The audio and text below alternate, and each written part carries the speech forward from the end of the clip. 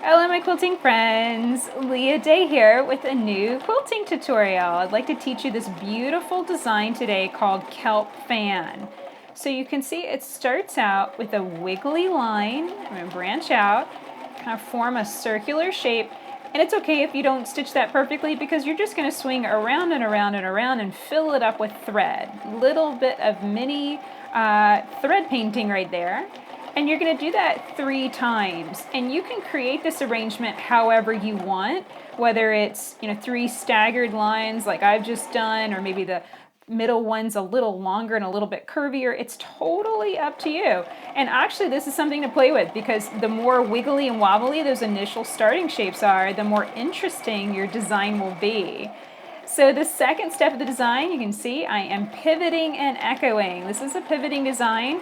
That means that we're going to surround these shapes, those wiggly circular shapes, with some wiggly lines.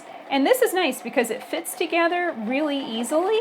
It's a very fluid and organic design, and that means that the shapes, they're kind of all forming clusters. They're going to nest together really easily. So you can see I'm just bouncing off the previous designs, swinging around and echoing all the way around that shape. So that's a kelp fan. Now, if you have a little weird area, what you can do with that is just kind of stitch some back and forth curving lines, kind of pretending that there's a kelp fan over there, but it's gotten cut off.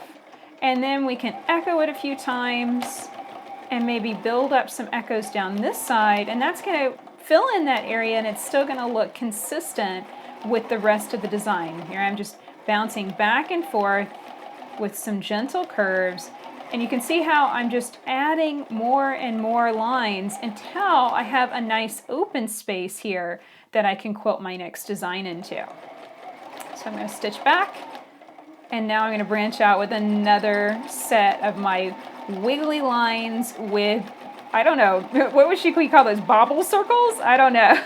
It's kind of a funny shape.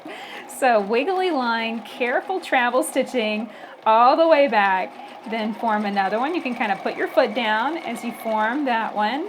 For this one, I think I'm going to stitch a smaller circle, but it's kind of fun to fill it in with thread and do a little bit of thread painting. If you've never tried thread painting, it's really fun, but one of those things that as you add more and more thread, it does get dense. So that's why we're only adding these little spots of color in those places. So it's kind of fun to play with.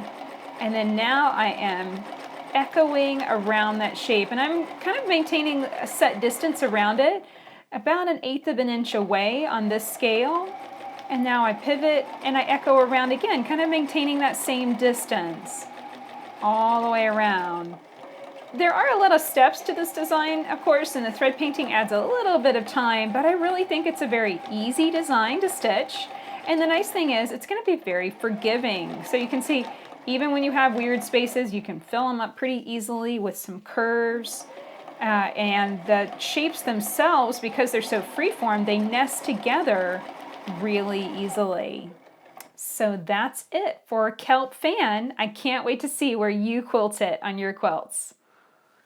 So that's it for this video. I really hope that you enjoyed learning this new design with me today. Definitely check out my website at leahday.com to find tools, materials, and books that I've written about free motion quilting on your home machine. Check it out at leahday.com. Until next time, let's go quilt.